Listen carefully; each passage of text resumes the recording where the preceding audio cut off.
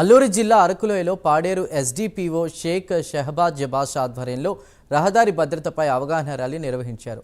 వాహనదారులందరూ తమ వాహనాలకు సంబంధించిన అన్ని పత్రాలను తప్పనిసరిగా వెంట ఉంచుకోవాలని షేక్ షహబాజ్ బాషా తెలిపారు. అలాగే ద్విచక్ర వాహనదారులు హెల్మెట్ ధరించాలని, నిబంధనలు ఖచ్చితంగా పాటించాలని సూచించారు.